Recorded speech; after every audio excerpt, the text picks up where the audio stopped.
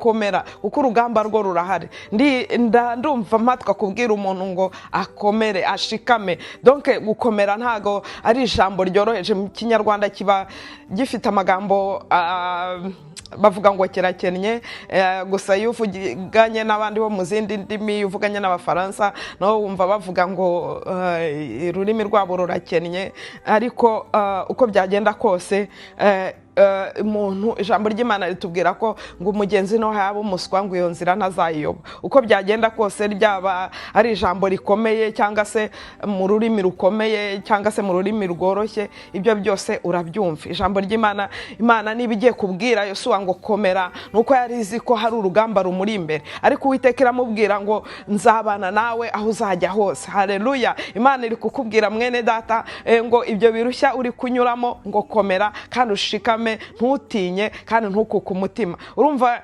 uko aya magambo ni amagambo ane hari ugukomera hari ugushikama hari ukudatinya no kudakuka umutima yose mbese navuga ngo ni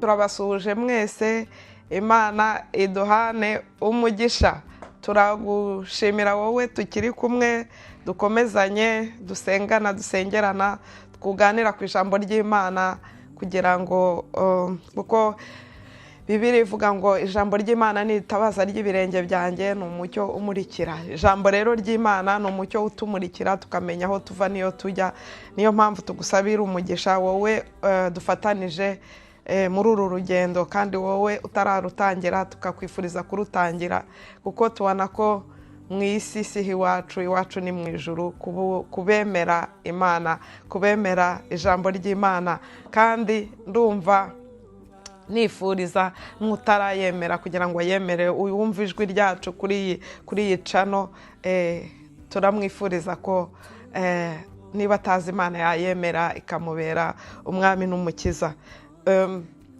kari hashize igihe tutaganira twarashyizeho abatumirwa nizere ko hari icyo babafashije kandi nanjye baramfashije sinzi channel mperutse kujyaho numva baravuga ngo amakuru anyura kuri iyo chaîne yabo ngo na makuru yizewe natwe rero hano kuri iyi chaîne tunyuzaho amakuru yizewe y'abantu twizeye bavuga ijambo ry'Imana kandi badufasha namwe babafasha tukajyana mu bwami bwo mu ijuru rero ndakwifuriza ngo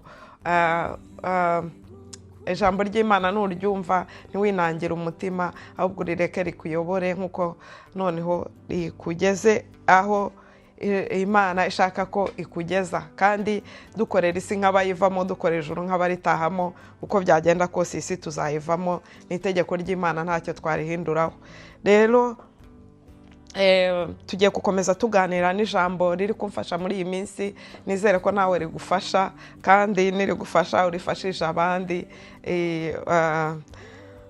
udufasha kwamamaza iyi channel kuko ni channel tunyuzaho ijambo ry'Imana kandi ijambo ry'Imana ni itabaza ry'ibirenge byacu ni umucyo utumurikira Imana iguha umugisha rero wowe turi kumwe wowe kandi udufasha kuyisangiza abandi wowe udusengera niba dufitanye contact tugira inama buryo ki twakora kugira ngo ubwami bw'Imana buze Imana iguha umugisha reka nsenge ubundi tuganire kuri iryo jambo ndagushima data ko unyemereye kukuvuga kandi mwami uri mugari urerura kiranuka ntago nabasha kukuvuga atari wowe uvugiye muri jewe ibyo navuga atari wowe unyensipiye mwami ntacyo byagirira ntacyo byamarira abantu ariko nunyenspira mwami birabahindura nanjye bimpindure tuzaraganwe ubwami bwawe tuzakubona ubwo uzerekanwa urakoze ko umugisha wumva kandi urakoze ko utsinda imitima kandi uwumva kumvira watubwiye ko azarya ibyiza byo mu gihugu udufashe rero kumvira ijambo ryawe kugira ngo tuzakubone niwerekanwa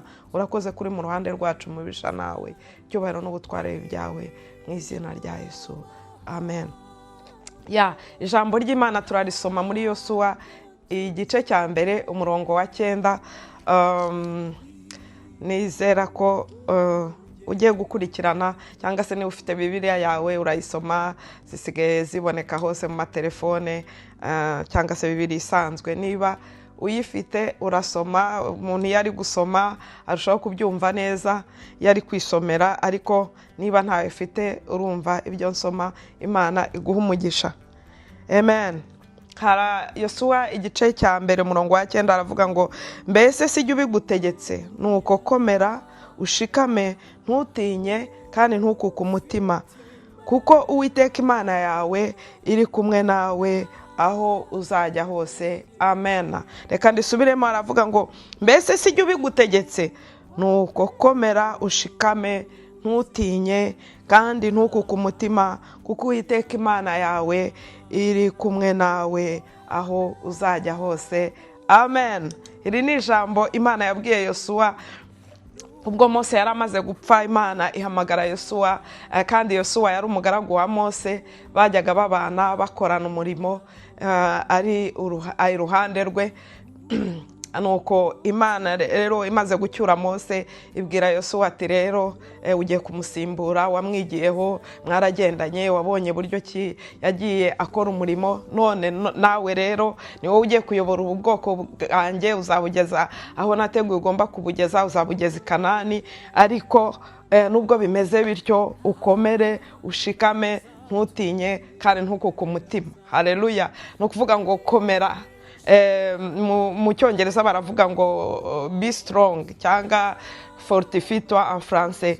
No kuvuga ngo iyo tuvuze ngo komera mu kinyarwanda, hari igihe wandikira umuntu ngo komera umusuhuza, hari igihe umuntu mbese iryo jambo rishobora gusobanurwa mu buryo bumwe cyangwa ubundi. Ariko ahangaha Imana yabwiye Yosuwa ngo nakomere, ntabwo yari mubwiye ibingibi byo gukomera usuhuzanya. Mbese ni nka kwa kundi umuntu aba yapfushije ukamubwira uti komera ihangane. Imana rero yabwiye Yosuwa ngo nakomere kuko yari azi ko hari ibikomeye bimuri imbere, yari azi ko hari urugamba azanyuramo. Ni nk'igihe waba ugiye kwa muganga, muganga akakwizeza ati uburwayi bwawe bwagaragaye, bakoze ibizamini twabonye icyo urwaye, ariko tugiye kukuvura. Ariko nubwo tugiye kukuvura, tuzakuvura nibyo, ariko ububabare uzabwumva. Ni ukuvuga ngo ingaruka z'uburwayi uzazumva. Nubwo twakopera, niba ari indwara igiye gukorerwa operasiyo, ibyo ari byo byose iyo ndwara uzayumva, ariko bakakwizeza bati kuko twayimenye tufite n'imiti tuzakuvura, ariko wowe icyo usabwa no gukomera. Ni nk'iri jambo rero Imana yabwiye Yosuwa, iramubwira ati wowe rero nubwo bimeze bityo, komera kandi ushikame. Haleluya. Ntabwo yamubwiye ngo uziyicarira gusa byikora, ahubwo yaramubwiye ngo komera kuko urugamba rwo rurahari.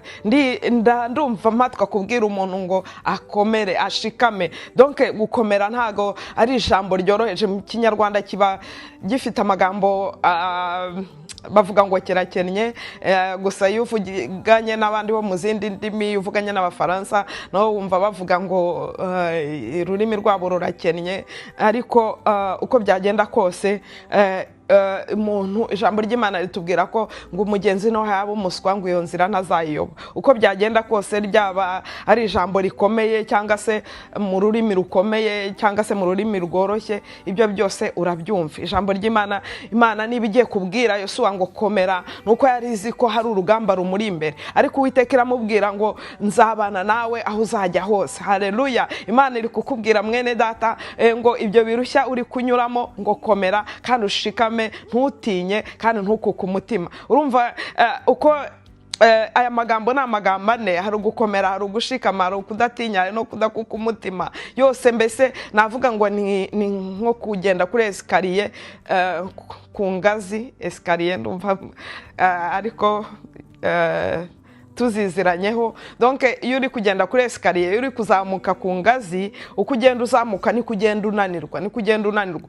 utangira wumva ukomeye. Ariko iyo ugiye nko kugenda, ugiye nko kuri etaje ya gatandatu, ya munani, ya 10, kuba fite inzu ndende cyane, kwaho aho ziba ari ndende cyane, ni kugenda unanirwa. Uko uzamuka ya mbere, uko uzamuka ya kabiri, uko uzamuka ya gatatu, ni kugenda unanirwa. Rero nibwo Imana yagendaga imubwira ati uragomba gukomera kandi uragomba gushikama kandi uragomba kudatinya kandi uragomba kudakuka umutima. Ni ukuvuga ngo iya mbere ni ugukomera, ya kabiri ni ugushikama, ya gatatu ni ukudatinya, ya kane ni ukudakuka umutima. Haleluya. Ni ukuvuga ngo iyo Mana ibana nawe mu byoroheje niko ibana nawe no mu bikomeye, niko izagenda ikomeza kubana nawe mu byo ugenda unyuramo byose. Ariko irongera ikakwibutsa ngo komera, shikama, ntutinye kandi ntukuke umutima kuko izabana nawe. Imana ibwira Yosuwa, iramubwira ngo uko nabanaga na Mose urabyibuka, amugeze ku nyanja,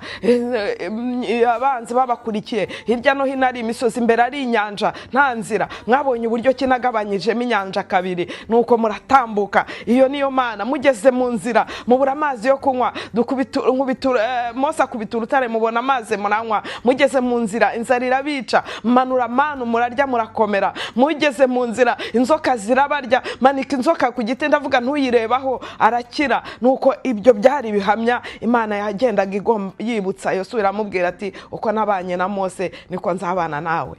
Turi ba Mose b'uyu munsi, turi ba Yosuwa b'iki gihe. Ni twebwe Imana ibwira ngo komera, shikama, ntutinye, ntukuke umutima kuko Uwiteka ari kumwe nawe. Ndakomeza umumama, ndakomeza umupapa, ndakomeza urubyiruko, ndakomeza umuto, ndakomeza umukuru ngo komera, shikama, Uwiteka ari kumwe nawe. Ntiwibuka si ibyo yagukijije, ntiwibuka uko yakurinze, ntiwibuka imirimo n'ibitangaza yakoze mu buzima bwawe none ukaba uriho, ntiwibuka ko ari ikigeragezo wanyuzemo kikagukura umutima ukibaza uti ndagisohokamo ne, Uwiteka akagigusohoramo. Uwo nguwo wabanye nawe rero hariya niwe uri kumwe nawe, niwe uri kukwibutsa ngo komera, shikama.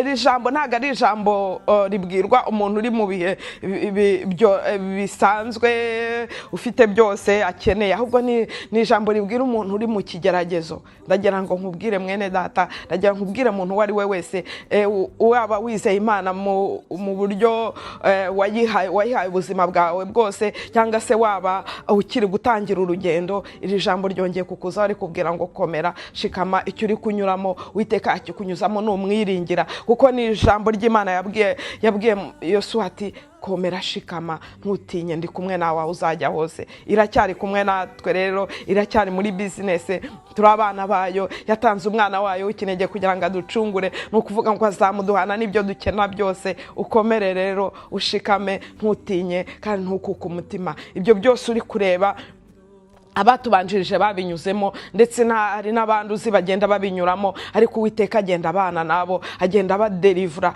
agenda abagirira neza, agenda abereka kugira neza kwe. Iyo Mana rero yabikoze, n'uyu munsi iracyabikora, n'uyu munsi iracyaturinda, n'uyu munsi iracyadukorera ibitangaza. Ijambo ry'Imana yatubwira ngo amakuba n'ibyago by'umukiranutsi ni byinshi, ariko njya murinda muri byose. Uwiteka niwe ukurinda rero, niwe ugukomeza, niwe ugutabara, nukurwanirira, ntutinye, ntukuke umutima. Ibyo biguhangayikishije yagucira inzira ukabinyuramo, numwiringira. Ujye ufata umwanya wiherere usenge, ujye ufata umwanya umwereke ibikugoye, umusange, ugira ahantu hawe wihariye, ujye ugenda uhapfukamo umubwire uti Mana ibi ngibi birangoye, ibi biranduhije, nyereka kugira neza kwawe. Narakubonye mu minsi yacize, narakubonye untabara, narakubonye unyubakira urugo, narakubonye umugabo, umudamu, narakubonye undindira abana, narakubonye urinda amavandimwe, narakubonye undindira ababyeyi, narakubonye muri business, mu mashuri, narakubonye Mana. None nyiyerekana uyu munsi wa none kuko udahinduka. Uwiteka azakwiyereka kandi azakugira neza. Imana iduhana umugisha rero. Nongeye kukubwira ngo komera, shikama, ntutinye, ntukuke umutima kuko Uwiteka ari kumwe nawe aho uzajya hose, mu izina rya Yesu, amen. Ndagushimye Mwami kubwira ijambo, ndasenga ngo rigire umutima mu baryumvise kandi nikizanye nabo, kugira ngo tuzabone ubwami bwawe. Uri kunyura mu kigeragezo runaka umurwanirire, mwereke inzira akwiye kunyura kugira ngo Mwami abashe gusohoka mu kibazo arimo. Kandi nubikorera bene data, tuzagushima kuri Imana idahinduka, ikora imirimo n'ibitangaza. Cyubahiro n'ubutware byawe mu izina rya Yesu, amen, amen, amen.